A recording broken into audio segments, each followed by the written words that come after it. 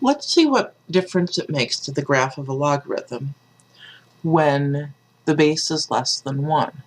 Remember, with an exponential graph, the base being less than 1 flipped the graph horizontally.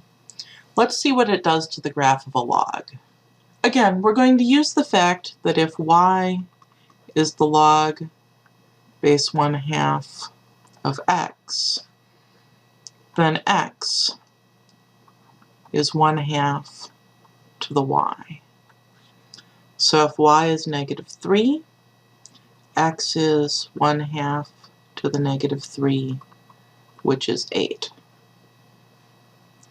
If y is -2, x is 1/2 to the -2, which is 4. If y is -1, x is 1/2 to the -1, which is 2, and so on. 1/2 to the 0 is 1, 1/2 to the 1 is 1/2, 1/2 to the 2 is 1/4, and 1/2 to the 3rd is 1/8. So our graph looks like this. Again, our x values are only positive. So our axes, at least, will set up the same way. So our y values go from -3 up to 3. Our x values go up to 8. And now these are the easy points to plot. X is 8, y is -3. When x is 4, y is -2. When x is 2, y is -1. When x is 1, y is 0. And these are the ones that are harder to plot, but we can approximate them pretty well. We have a point where x is 1/2 and y is 1, a point where x is 1/4 and y is 2, a point where x is 1/8 and y is 3.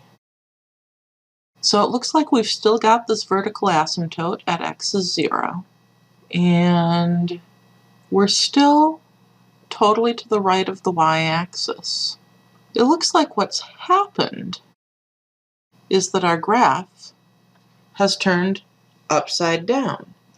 It's flipped vertically as a result of having our base be less than 1 rather than greater than 1.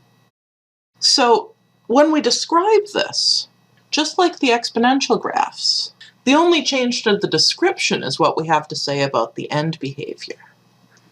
The domain is still all the positive numbers. The range is still all the real numbers. There's still a vertical asymptote at x equals 0. But now, when x gets very, very large as we go off to the right, f of x gets very large negative. Whereas when we get close to the axis, we see that f of x gets very large positive. So when x gets close to 0, f of x goes to positive infinity. So the only change is the end behavior when we describe it. Visually, the graph is upside down.